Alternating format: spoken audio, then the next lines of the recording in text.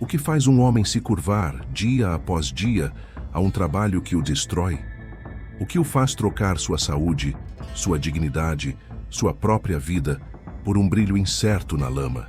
No capítulo anterior eu contei como a febre do ouro nos levou para este inferno. Agora você vai descobrir como este inferno era vivido. Você vai ver que a imagem do garimpeiro sortudo, que tira uma pepita gigantesca da água com um sorriso fácil, é uma mentira. A verdade é um rosto desfigurado pelo sol, mãos em carne viva e uma alma quebrada pela exaustão. A história que vou contar hoje é sobre a contradição mais cruel daquele tempo, o valor imenso do metal mais cobiçado do mundo e a total e absoluta falta de valor da vida humana usada para extraí-lo. Meu nome é Antônio, e depois de sobreviver à trilha da morte que nos trouxe até aqui, o arraial se revelou um novo tipo de abismo. Era um formigueiro humano, onde a esperança morria mais rápido do que a febre se espalhava. O caos do primeiro dia deu lugar a uma rotina, não uma rotina de ordem, mas de sobrevivência brutal. Meu mestre não era um homem, não era a coroa portuguesa. Meu mestre era o ouro, e ele exigia tudo. Os primeiros raios de sol mal tocavam o topo das árvores, rasgando o nevoeiro úmido que subia do rio, e já éramos arrancados de qualquer simulacro de sono. Não havia tempo para o luto pelos que se foram na noite, nem para a dor que já nos consumia os ossos. Um empurrão, um grito e a ameaça implícita do chicote do feitor, o capataz, nos colocava de pé. O café da manhã, se é que se podia chamar assim, era um pedaço de farinha seca, talvez um naco de carne seca rançosa. Energia mínima para um trabalho desumano. Então, começava a caminhada até o ponto de extração.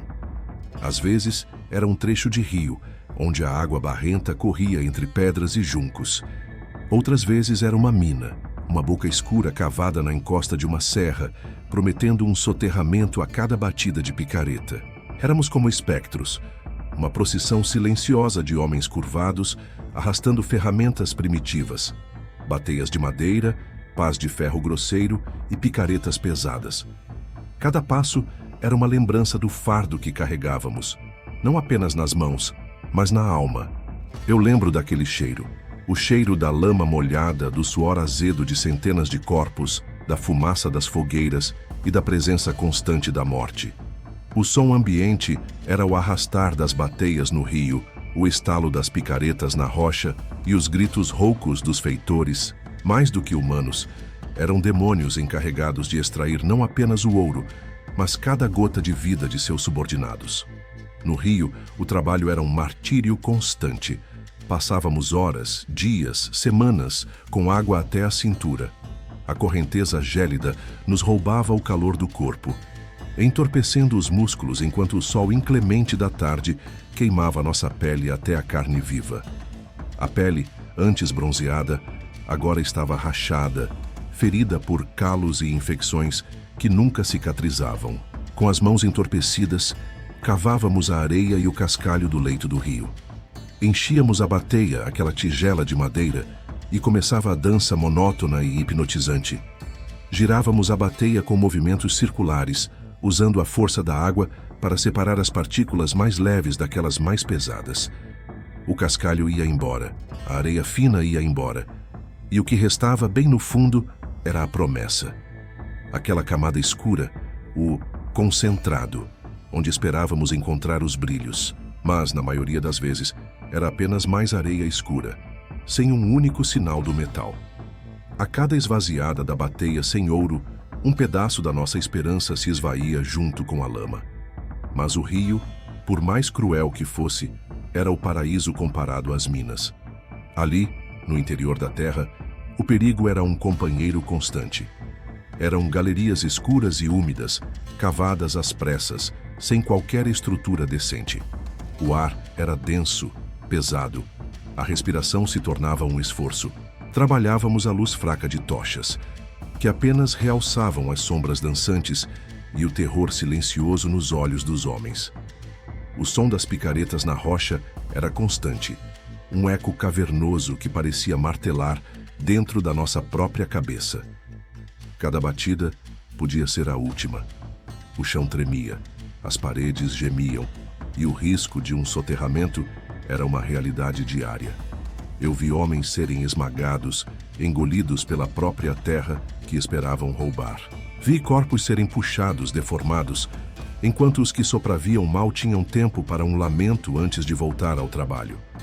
A ambição cega dos homens criava esses túmulos sob a terra, onde o ouro, de fato, era extraído junto com a vida.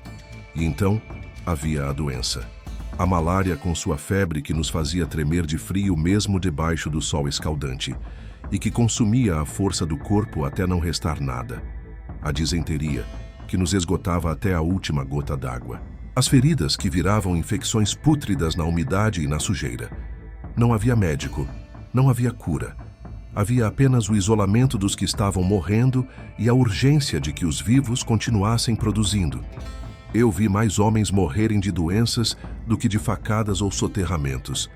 A mata, o rio, a mina, tudo era um instrumento de morte lenta. A figura mais sombria desse cenário era o feitor. Ele era o braço da cobiça.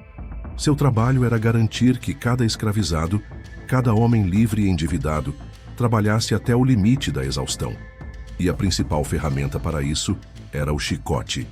O som estalante do chicote no ar, seguido pelo grito de dor, era a música constante daquele inferno, especialmente contra os escravizados, cuja vida era considerada menos que a de um animal de carga.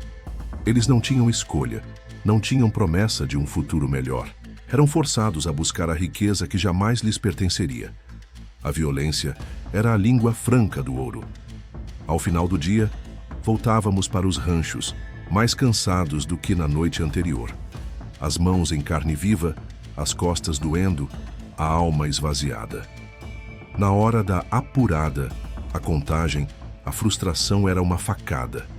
Depois de 12, 14 horas de trabalho brutal, a maioria tinha em suas bateias apenas alguns gramas de ouro em pó, a poeira, mal o suficiente para pagar a comida do dia e o aluguel das ferramentas. A ilusão de uma grande pepita se desfazia em uma realidade cruel e pulverizada. O contraste era gritante. O ouro, um metal tão raro e valioso, objeto de cobiça de reis e impérios, era extraído pelo trabalho de vidas humanas que não valiam absolutamente nada. Homens eram tratados como peças de um mecanismo, descartáveis, substituíveis, em busca de um brilho que só serviria para encher os cofres de poucos e construir um poder distante. Esta não era uma busca por riqueza. Era uma máquina de moer vidas, movida pela ilusão de poucos e pela desumanidade de muitos. Meu mestre era o ouro. E como um escravo, eu me curvava a ele, um dia após o outro, na esperança vã de que, talvez, a próxima bateia, a próxima picareta, me libertaria. Esta é apenas uma pequena parte do inferno que foi a busca pelo ouro no Brasil. Para entender a dimensão total dessa tragédia humana e como ela moldou as bases da nossa nação, você precisa continuar essa jornada conosco. Se histórias como esta, que revelam as verdades cruas por trás dos fatos históricos, são o que te fascinam, demonstre seu apoio. Deixe seu like para que este vídeo alcance mais pessoas, se inscreva no canal e ative o sino para não perder nenhum dos nossos próximos capítulos. E agora eu quero saber de você. Você acredita que a história do ouro em Minas Gerais é mais uma história de riqueza ou uma história de tragédia e exploração humana? Deixe sua teoria sincera aqui nos comentários.